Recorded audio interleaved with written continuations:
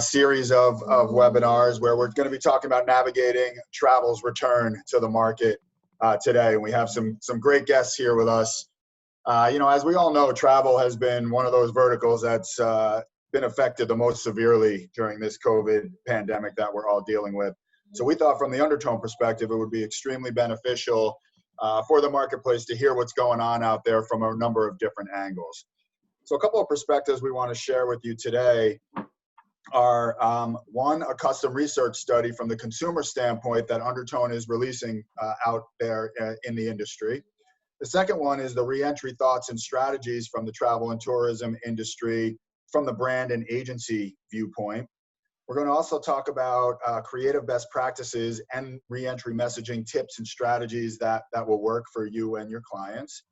And then lastly, how companies, vendors, and group travel is being evaluated in this return, and also how properties themselves are preparing for the return of business as we get back into people traveling and people starting to go out to some destinations. So before we get into the content of the webinar itself, I wanted to go around and have everyone who's on the panel today introduce themselves. So I'm going to go in the order of how it's looking on my Zoom here. So Allison, why don't you jump in first? Sure. I'm Allison Volpicelli. I'm a senior art director here at Undertone. I lead up our internal design team, and we work with a variety of travel clients, including airlines, hotels, theme parks, tourism boards, and help them to ideate and then design and execute those digital campaigns.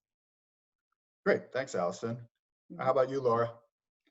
Hi, I'm Laura Salant. I'm Undertone's chief storyteller and managing director of our Insights consultancy. So it was my team who conducted the research that we're going to show you today. Great. Thanks. And Justin? Good morning or good afternoon, everybody, unless you're on the West Coast. My name is Justin Bressler. I am the Vice President of Marketing for Visit Denver. We represent the Denver metro area as well as the whole state of Colorado. And I am happy to be here. Thanks to Undertone for having me. Great, thank you. Mark, you're up next.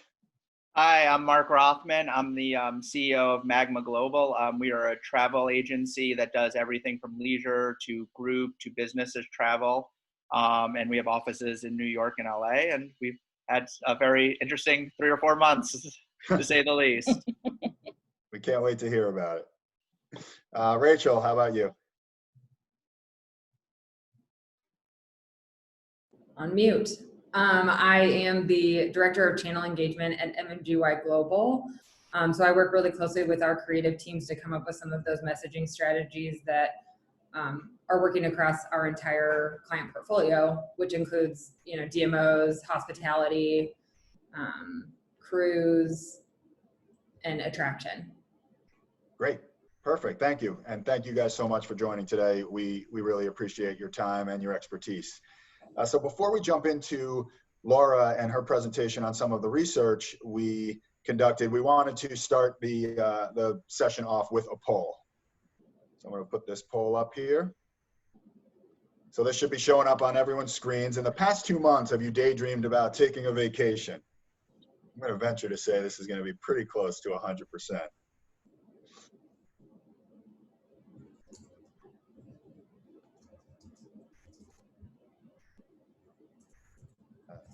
It looks like we have most people have voted so far. Great. Awesome. Thanks, guys. Okay, Laura, I'm going to send it over to you. All right. We see 97%. That's awesome. Yeah. So in a second, I'm going to share my screen here, and we will get into how consumers answered that very same question. Oops. Sorry, guys. So just to orient you to the methodology here, this was a national research study that we conducted just about exactly a month ago. It was handled by Lucid, just as the US was beginning to emerge from lockdown. And it was conducted among a random sample of adults ages 18 to 64, HHI 50,000 plus, so very broad sample. And they were asked to choose from a list of 12 activities they were looking forward to doing in the next 12 months. So that's a legit screener to start off.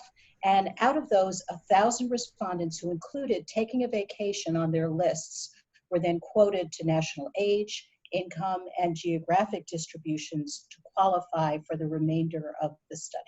So this is now nationally representative. The first thing that we learned is that everything that we were thinking about pent-up demand for travel, it's real. Taking a vacation is among the top 5 activities consumers are looking forward to, surpassed only by seeing friends and family, eating in a restaurant, going shopping, and going to the movies. So it's among the things that we're yearning the hardest for. And if you think about our poll, we had 97% who have daydreamed about, who daydreamed about travel in the past 12 months, past 2 months. A little bit better than consumers in general, but they're still right up there. 87% have daydreamed about taking a vacation in the past 2 months. For millennials, that rises to 93%. I would expect to see millennials a little higher here because millennials as a generational cohort are explorers by nature in every aspect of their lives. We were also able to plot a timeline of when people would be comfortable planning certain vacation activities, and the travel timeline begins now.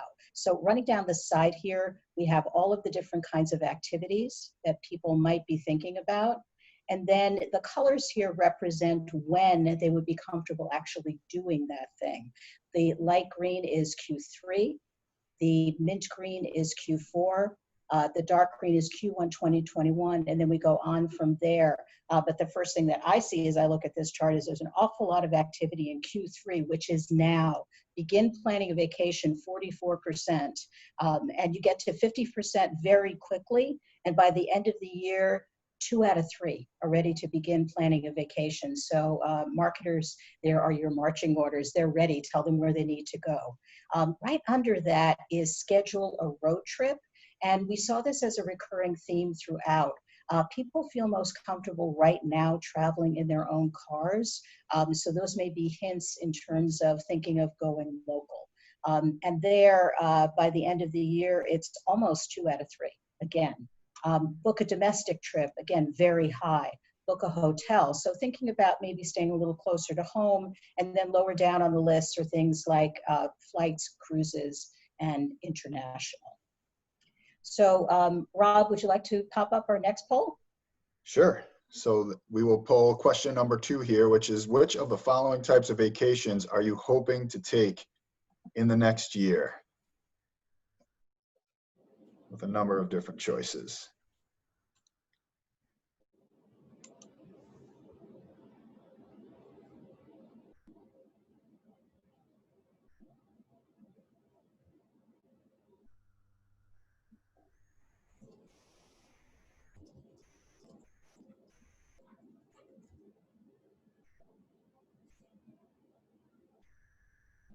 Okay, and how are we doing? Ready to reveal?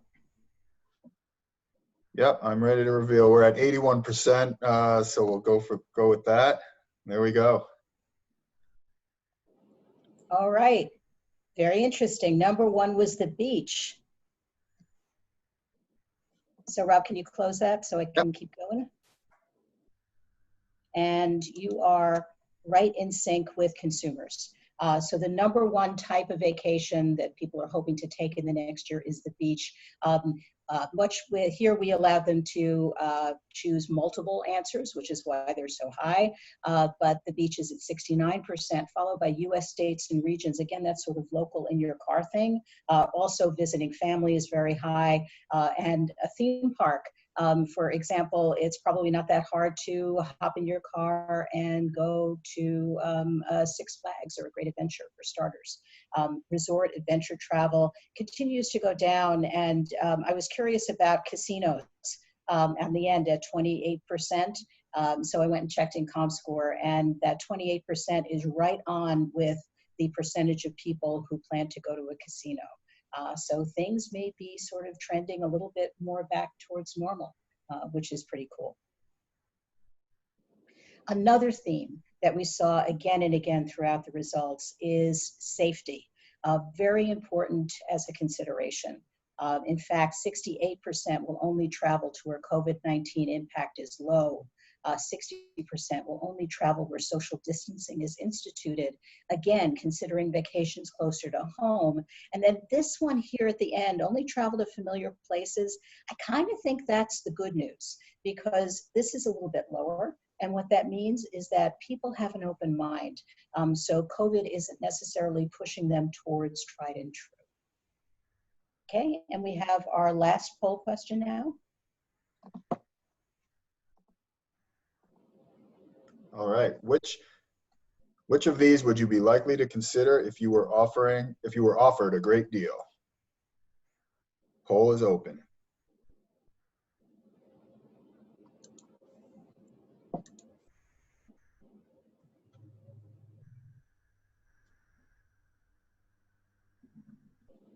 All right, give it a couple more seconds here.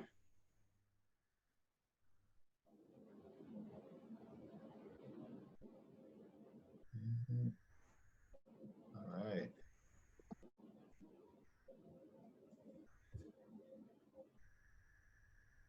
Ooh, resort. Everybody's ready to go to a resort. Flight is pretty high. Hotel is pretty high. Rob, if you can close that, we'll reveal what consumers are saying. Yep, there you go. Okay. And this time it's just a little bit different, although all of them are up there. Hotel stay is number one in terms of consideration to have a great deal, discount, upgrade, or rebate. Maybe that's part of the package that takes into account the fact that people may be driving a little bit further. Resort, everybody's number one here was number two. Airplane, car rental, and again, boats and cruises, and also trains and buses are a little bit lower.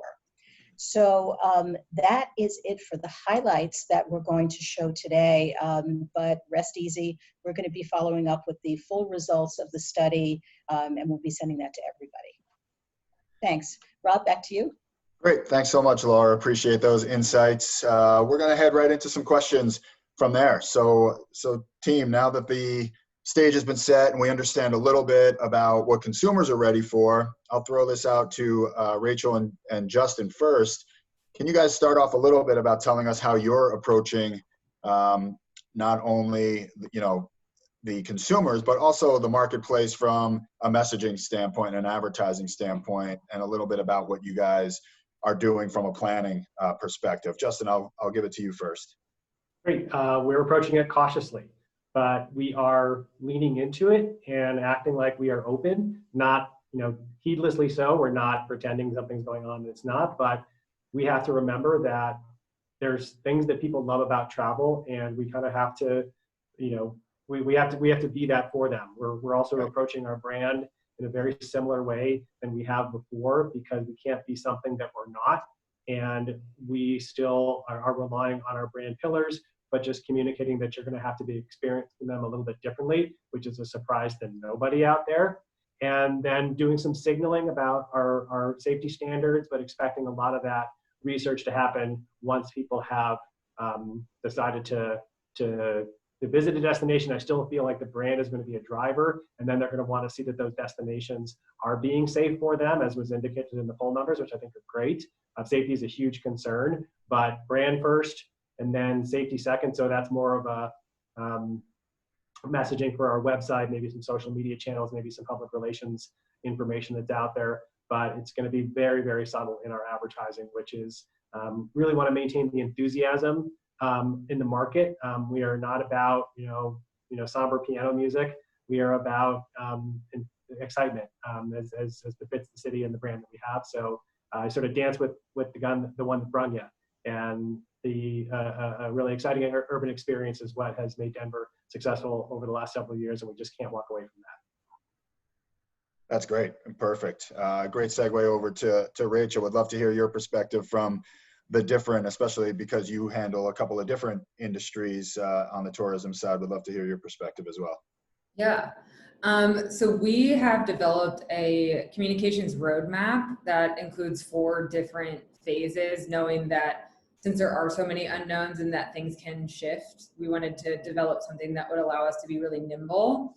But the intent with our roadmap is to really think about the traveler first, and then how do we tailor some of those messages that we know need to stay very true to the brand, but then make sure that what we're saying resonates and makes an impact with those travelers, given sensitivities around health and safety and transparency as well.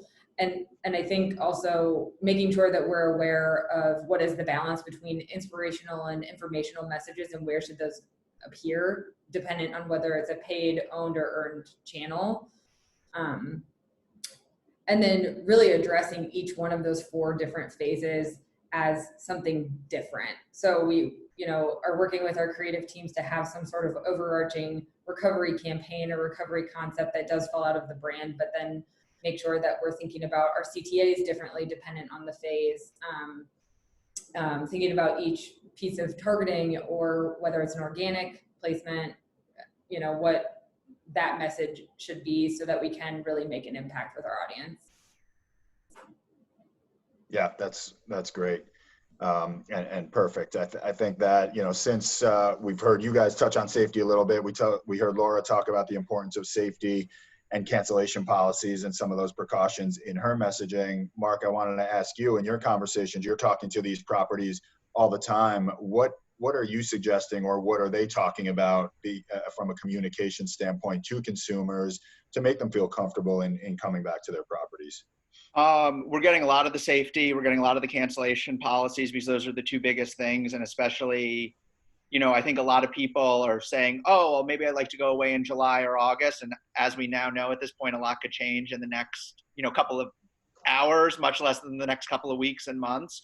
So I think people do have some trepidation, and they just want to make sure, hey, if for whatever reason I can't make it to this destination, I can get my money back. I can get my money back easily, and it's not going to become a huge headache. And, I think everyone's really trying to push the safety, but at the same point, what we've been trying to, and I think our clients keep asking us, is what can we do once we get there safely as well? And so that's something where a lot of the resorts and hotels have been really good about telling us what outlets are open or when they expect outlets to open, and what people could expect when they get to these destinations, which is really important considering we've been cooped up for as long as we have, especially here in the Northeast. Right. Yeah, absolutely. So, Rachel, how are you kind of balancing that from a messaging standpoint in making sure that the consumers are getting some of that pertinent info, but also, like Justin was saying, also trying to, promote these areas as being fun and energetic and places that people want to go right now? Yeah, so I think we really do approach it based on the channel, understanding what the traveler might be, what their mindset might be as they are experiencing that channel. So if it is a paid media placement, we know we want to inspire them to visit. But then when they're visiting the website, that's when we would probably give them more of those transparent messages of cancellation policies, any value packages, safety measures and protocols that have been taken in place. And the other thing that we also talk about is some of the marketing materials that we work with in partnership, from a co-op perspective, and just how much of the messaging are they putting out there that we, as some of our brands, they may not need to, knowing that these partners are putting that out. So it's finding that delicate balance for each individual client to make sure that we do have both. Great. And Justin, from your side, you mentioned it a little bit, but touch a little bit more on what Mark was talking about from the cancellation policies or procedures or things like that consumers will get from the messaging you guys are putting out there. Well, we're really sort of not getting between the hotels and their customers in that respect. I think where we've been more active in that is helping our meeting clients navigate their cancellations, because they have much wider implications, right, and understanding like what is, what's force majeure versus what's not, because it have a big impact on the cancellation penalties or attrition that a meeting planner can end up paying. And that has caused a lot of heartburn with our clients. What we don't want to do is be the market that sticks them with bill when other markets are being a lot more accommodating. But again, these are contracts between meeting planners and the hotels, and there's only so much influence we have. But what I'd say is that, we spend no lack of effort developing those good relationships with our hotel partners, just so they don't, feel the need to be, predatory on that's the wrong word. Like, they don't feel like the need to be that this is the only business they're going to get from them. We're in this for the long term. 70% of our business is association meetings. These are the meetings that go everywhere once a year. And we don't want them to say, I'm not going to come back to Denver because the hotels were really unfair to me. And that's a huge area of focus for us. Yeah, I think that's a great point, and that's an interesting one too. We didn't really talk about, but the relationships that you guys have with your, especially from a group meeting standpoint, and you being a city and having to deal with that part of it is really an interesting one to have to deal with. Mm-hmm. So speaking of a messaging standpoint, Allison, we wanted to bring you in now. So from a creative standpoint, how can brands stand out and engage with their consumers? Yeah, I think Rachel kind of touched upon this, but really balancing that message between the safety and the importance of all of the proactive measures that these brands are taking, as well as highlighting variety and what they'll actually experience once they get there. So from a digital perspective, that looks like, I think Rachel said this before, multiple CTAs. So being able to book now, but also linking out to those safety guidelines and keeping a transparent conversation of what actually will be open once they're there and what that visitor can expect once they get there. So being really clear about that. It could be dynamic messaging as things start opening, changing that up so that the consumer knows what they will be able to experience once they're there. Carousels, kind of walking through that and seeing a variety of things that appeal to a variety of age groups so that they can get the most out of their experience. So like kind of showing everything that they can expect once they're there, especially since this is a bit of an unprecedented time, and being clear in that.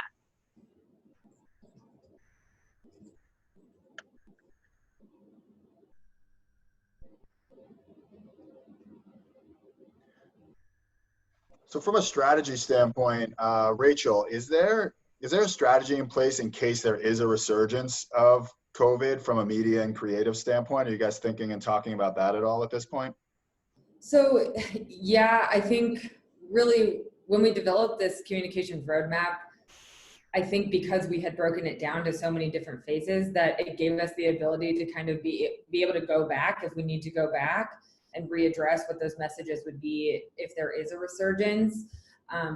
We haven't explicitly mapped out what those changes might be at this point since that hasn't happened yet, but definitely on the forefront of conversation to make sure that we are ready and prepped for that so that we can be really nimble and make those kind of messaging tweaks, as those types of things come up.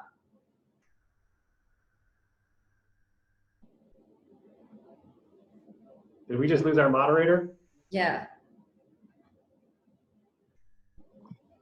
Well, I'll jump in and just say, we work, Rachel, we know a lot of your clients through the tourism industry and the Colorado Tourism Office, and yeah, we are definitely respect the framework that MMG has really put together. I think that you guys did a really good job of making the process to evaluate when to message and what to message puts their clients, and we've got a similar model through our agency, puts us in a position to reevaluate should things start to swing badly in the other direction. And I think it's a very good question because the news over the last week has sent a lot of the metrics that we look at moving in the wrong direction. There's another firm in the tourism industry called Destination Analysts, and they have been tracking consumer sentiment. And there was a 12-point increase week over week in people who are worried that their situation is going to get much worse into the fall. Now that's sentiment and that's not science, but everyone's reading the same headlines and feeling like, this was going in the right direction for a couple of weeks, and that certainly ended. And so I'm amazed at how fast decisions are being made and how quickly things are changing. And I think a framework like what Rachel was talking about and that we're using puts us in a position to respond to situations as nimbly as possible. And I will say also that the partners in the industry have been amazing. Undertone, you guys putting out great research. MMG has been putting out really good research. Longwoods, Destination Analysts, Sparkloft, Arrivalist, the list goes on. And I'll tip my hat to all the industry partners that have really come up for their destination partners. So thank you. Yeah. Well, sorry about that, guys. So I missed the last part you said there, Mark, but I just wanted to jump back in with where you guys ended there. I think Justin just finished up. We filled in for you. Yeah. Perfect. I appreciate it. I knew you guys would pick up and run with it. You have to watch the recording now. Yeah, exactly. Rob, the discussion was about what if we need to flex as things change, and how do you react to that? Perfect. Okay, great. So you guys got through that part of it. The next thing I was going to go to based off of that is, being that there's a lot of travel brands that have been dark this entire time and are about to reemerge.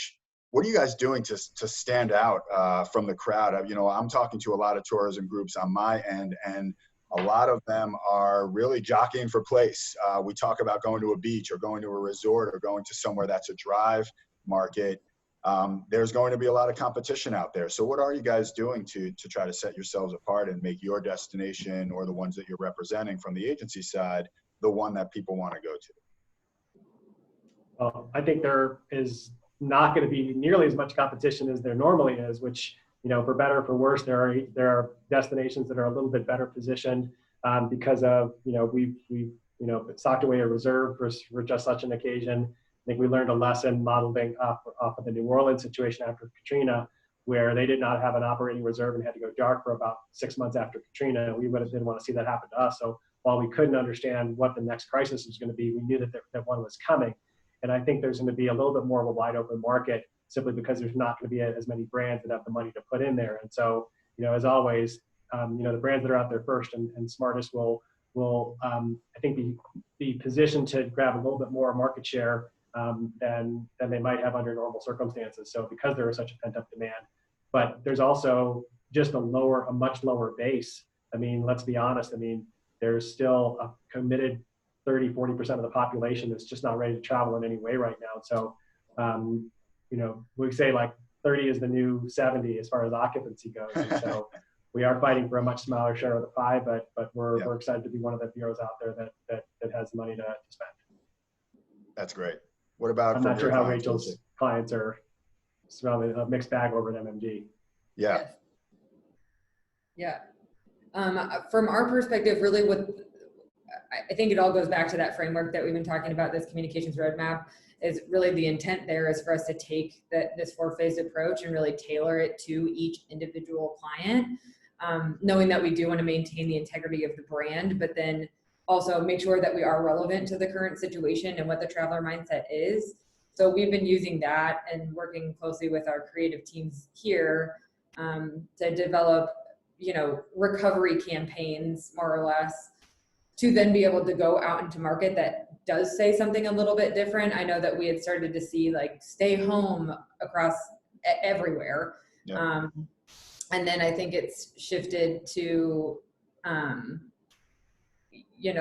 like book now, travel later, those types of things. And so we want to make sure that we're really cognizant of what those messages are that we keep seeing more and more of, to make sure that we don't fall into those same camps.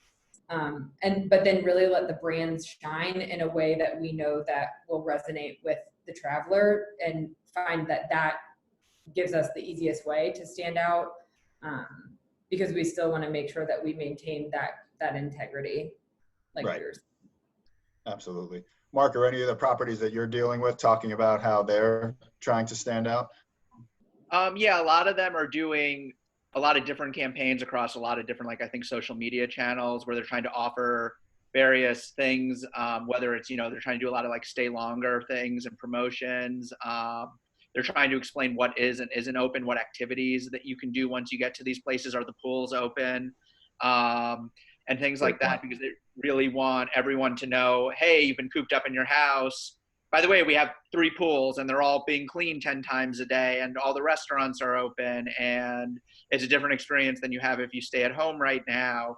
Or we're offering these types of perks and amenities that we weren't in the past to make you feel better. Maybe we're not having someone stay in the room, and we're operating in less capacity, and stuff like that. And it's definitely interesting to see, because it's different than the usual campaigns, if you will. Right. Yeah, no, for sure. Okay, so a lot of what we've been talking about so far has really been related to what's been going on out there from the COVID standpoint and the pandemic standpoint, and how that's affected the travel market. I feel like it would be amiss for us not to mention diversity and inclusion and what's going on out there in the marketplace from that perspective as well right now. You know, we understand every brand and destination has a responsibility to be a part of this conversation and taking action. And wanted to just throw out to all of you guys, if you could take us through a little bit about what you guys are working on and if the brands that you're talking to are addressing this if in any way, and if so, maybe some of the things that they're doing. Do you want to start, Rachel? Yeah. So for us, I think, there's a lot of conversations that are happening here, and really we want to make sure that everything that we're doing is we're being very thoughtful and mindful and being inclusive. I think one of the things that we do that we are also talking about is that we want to make sure that anything that we kind of say and do in our advertising can then be backed up from the actions that we take and the internal education that we're providing ourselves across, the various organizations and brands. Absolutely. So we feel that, the conversations are a little bit larger than just what do we do with an ad. I think that there's a lot more that has to take place in order for us to really be impactful within that space. No, that makes perfect sense. What about Justin? Are you guys doing anything on your end or having conversations that you would want to share some info on? Yeah, absolutely. And, I will say this, that as the destination marketing organization for an urban area, we have always looked to our, all of our diverse communities, whether it's racial or LGBT community. We believe that our diversity makes us a better place to visit and a better place to live. And we have always celebrated them. We are not saying that we have done as much as we could, and we are looking at our organization from a 360-degree perspective. So it's not just things that might come out in promotional activities, but also do we have the right hiring policy in place? Do we have the right purchasing policy in place? Do we have the right makeup of our board? Do we have outreach to those communities on a continual basis so that you're not just reaching out to them when, in a crisis? So I'd like to think that, for instance, all of the minority chambers are ex officio members of our board, and we engage those communities on an ongoing basis. So, I won't get into the detail of how we're doing promotional outreach to those communities, but I can tell you that we're looking at how we can enhance it, how we can enhance the information on our website, social media, and really looking at everything. This is a moment that is unlike anything that we've ever experienced, and it might be more significant over the long term than the impacts of COVID, which hopefully, 24 months from now, hopefully we've corrected from and been better. But this is a watershed moment, I think, in our history. And we believe that as an organization, we have a responsibility to meet the moment, if you will, and not leave any stone unturned and not make it window dressing as well. So we're trying to do it as authentically as we can, and make sure that we're representing all of our many voices as well as we can. Agreed. Yeah, I think it is a turning point in our history, and it's great to hear that you guys are doing so many different things to address it and continue doing what you've already been doing and built the foundation there with, and just growing from there. What about Mark on your end? Are you hearing anything from either the clients you're dealing with or the properties that you're talking to? Yeah, I mean, we're hearing it on, I think, a lot of different sides. And so, I mean, I think from the hotels, a lot of them have done really good jobs in messaging. And I think some of that, the stronger brands, I think, even you want to talk about inclusiveness and stuff, there are a lot of hotels and brands that did really nice things for their employees while the pandemic was going on, whether they kept them on full pay or they provided meals to them and their families. And so there were a lot of brands who then have, over the last couple of weeks, have stepped up as well with really positive messaging. And things I think really resonate with people. But I think those are also the same brands who were, for the last 3 or 4 months, were treating their teams appropriately as well, and people as well. And I think it just, obviously depends on the organization and everyone, and it's from the top down. And I think people do want to stay at places where they feel like, okay, they are making an effort and they have made an effort in the past. And it's not just, we're doing it because everyone else is doing it right now. I do think it's, on the travel agency side, there have been a lot of interesting internal discussions that have gone on from speaking with other people in the industry. And there's something where I've definitely tried to do a little more reach out to see what can be done, because we're, why it's an inclusive industry, I think it isn't as diverse as it can be. And I think there are ways that it could be made more so that way. And I think that's an internal thing that came out. But I think, like I said, I think with what's a lot of stuff the hotel brands have been doing, like Four Seasons did a really good thing, and a few others really did some stuff that stood out in the last couple of weeks that clients even noticed as well throughout this. Great. That's awesome. And thanks so much for that info. I think it's, again, a really important topic. Glad you guys are all taking it on head on. So that concludes the original questions and comments that we wanted to make as far as the panel went. But we did have one question in the chat, and then a couple that we had as from the registration process, and we are a few minutes early, so I was going to jump into a couple of those. The first one, and I think this potentially goes towards you, Rachel, because you were talking about the communications roadmap. But the question in the chat was, can you share an example of a communications roadmap, and is this the same as a customer journey? I'd be happy to provide my email to anybody who would want to talk through a communication roadmap. I'm not sure 100% if I know what customer journey is being referred to. But yeah, happy to talk through that. And I can provide my email in the chat if that helps. Yeah, I think that would be great. Yeah. Perfect. Okay, so some of the questions that came through, and I think this is an interesting one, especially when we're dealing with some markets and some tourism groups that are drive distances. How are you guys defining the geos that you are including as part of your targeting segments at this point now, and have they changed pre or post-COVID or mid-COVID versus pre-COVID at this point?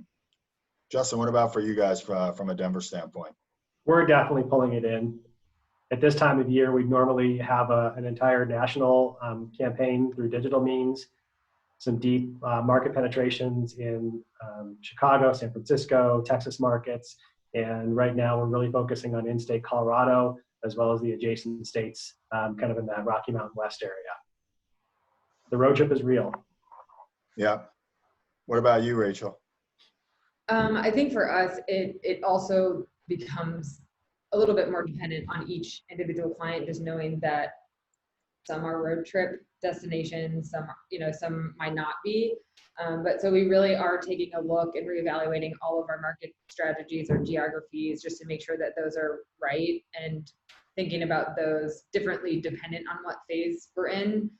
And then also thinking about what we're calling the resilient traveler, knowing that there are some people that, yes, they are still hesitant, they're gonna wait to travel, but that there is a group of people who are ready now.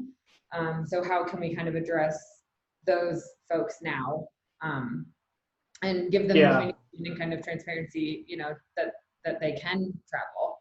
Right. And I'm sure Rachel and her team are looking at a lot of the same data providers that have really served the industry. Because just because we're focusing in the region now does not mean that we won't be jumping into markets as they wake up, because those markets, because they have a surplus of those resilient travelers, or just because, like Chicago is a good example. It's a fairly easy drive for us. There's 3 or 4 different airlines that have flights on the hour every hour from Denver to Chicago, but we haven't seen the web traffic start to come back up again. We haven't seen the bookings through partners like Sojourn or Adara start to pop. So we are looking at those metrics, and as well as we're not seeing the numbers from partners like Arrivalist. And when we see those pop, we'll move. So this is a very, very fast moving target. We're even looking at some of the Texas markets that we were planning on going into and seeing resurgences there, and wondering if we should dial those down or off in the short term until those cities get their spikes under control. Yeah, that makes a lot of sense. I'm sure what's going on right now with spikes being in 20 plus states, that might be cause to reevaluate wanting people from those areas to potentially come into your markets. So I can see where that would be something you guys are evaluating on it. And Mark, I think like you said earlier, it's not necessarily even a weekly or monthly basis now. You have almost a daily basis. These are things that need to be evaluated. So Justin, you started to talk about it a little bit, and leads us into the next question. which would be, how are you looking to lean on vendor partners at this point to help, whether it's from a data standpoint and the data and metrics and research that you guys are leaning on to make these types of decisions from a market standpoint, or even from a creative standpoint or a media standpoint? How are you guys looking to leverage the marketplace in order to help you guys out with what you need to accomplish? Well, I think you're seeing it on calls like this. I think for the last 12 weeks, we've been relying on our industry partners and the research that they're fielding. I wish I knew about your research earlier. It would be great to tap into. I really, I'd love to take a deeper look at that. We're also relying on our agency partners because they themselves have some, an analyst function, and they're helping us sort through a whole mountain of data. And I can't just the number of industry partners that have stepped up and say, what can we do?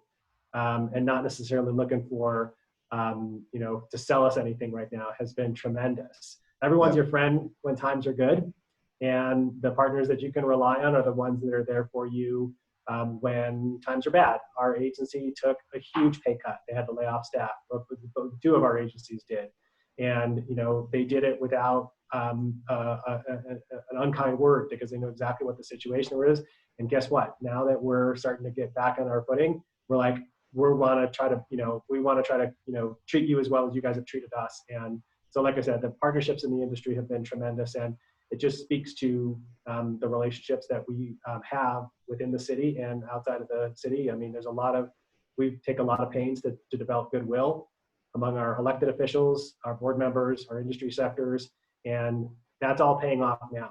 Because if we had not really cared to keep those relationships strong during the good times, they're going to be much less likely to help us during the bad times. So, we're tough but fair with our agency partners and our vendors, and they're responding in kind. So a big round of applause for all the industry partners out there that have had a hand in keeping us well informed. That's great. What about from your end, Rachel? I think it's the same thing as just staying informed, and then just seeing if there's any space where it does make sense for us to move forward with anything. I think a lot of the creative, it can be a conversation back and forth, knowing what you guys see as best practices, but then knowing what we're seeing on our end too. So just kind of learning from each other. I think that's really the most helpful. Yeah, I agree.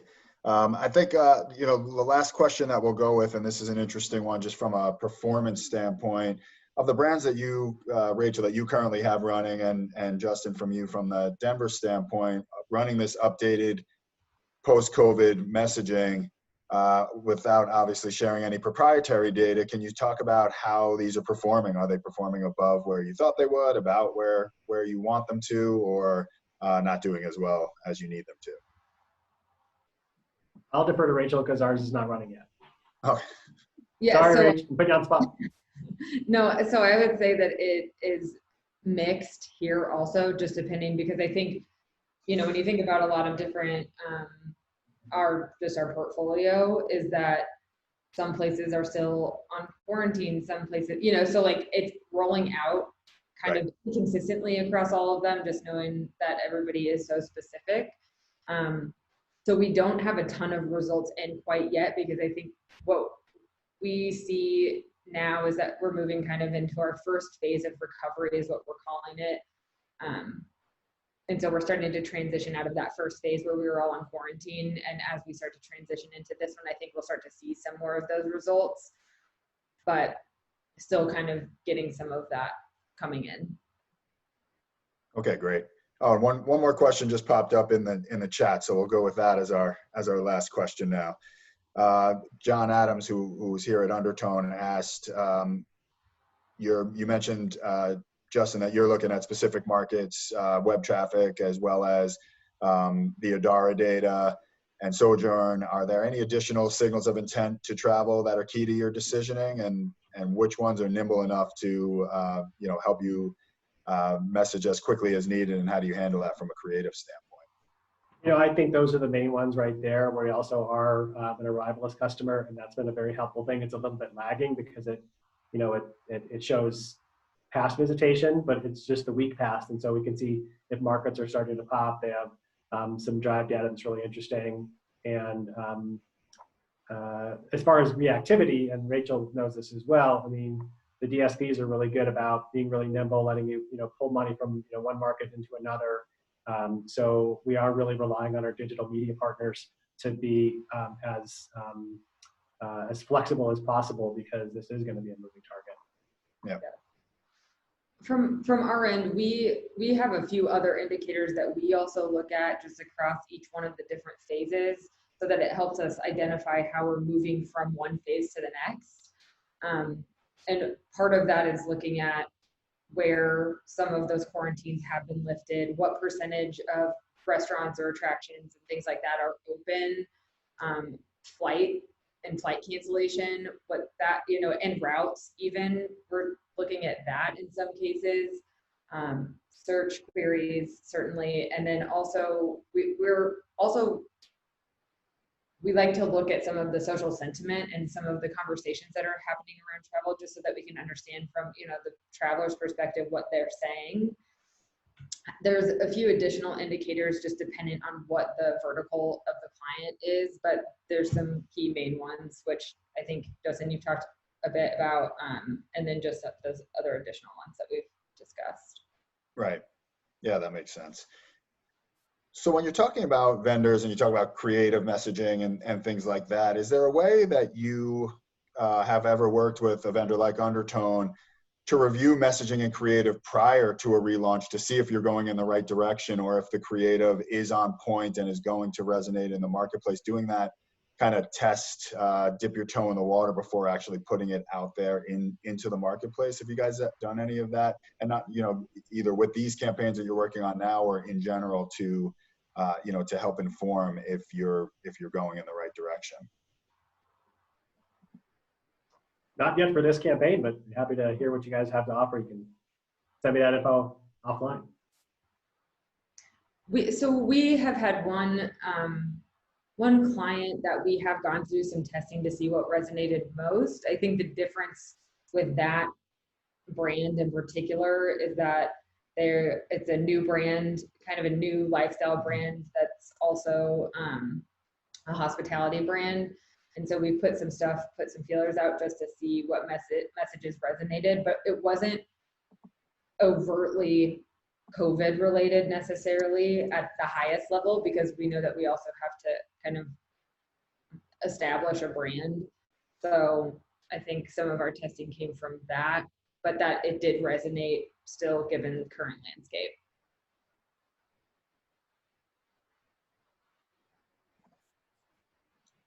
Yeah, Okay, sure. great.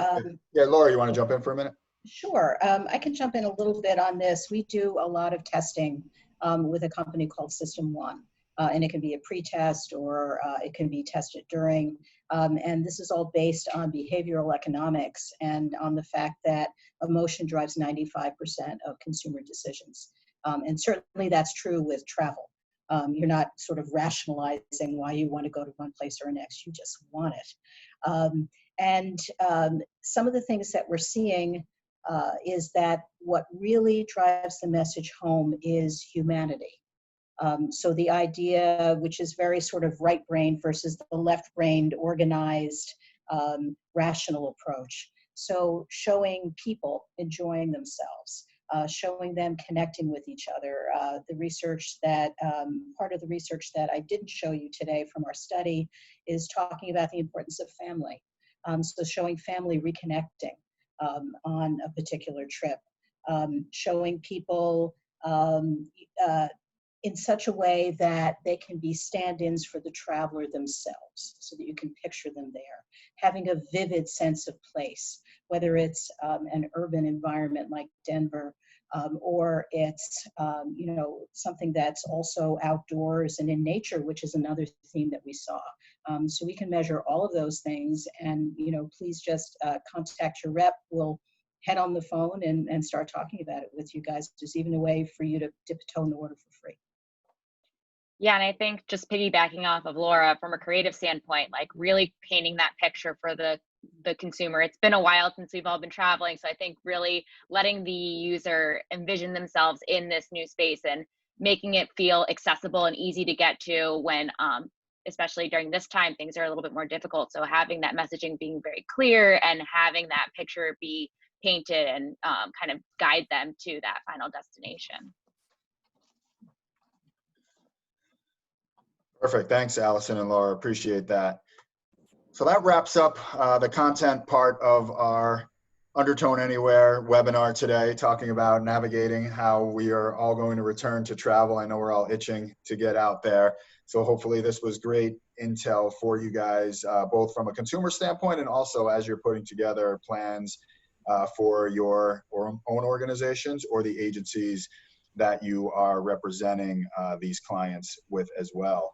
One of the other things I wanted to mention is the follow-up materials for this webinar are going to be fairly robust. We are going to be including the full study results, of which Laura just went through a tidbit of earlier in the presentation. We're also going to share Allison and our Pixel Studio team's creative best practices.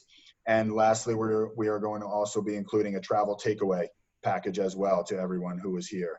So again, we thank you so much for giving us an hour of your time on this Wednesday afternoon. I hope you all have a great rest of the day, and we look forward to chatting with you all again soon.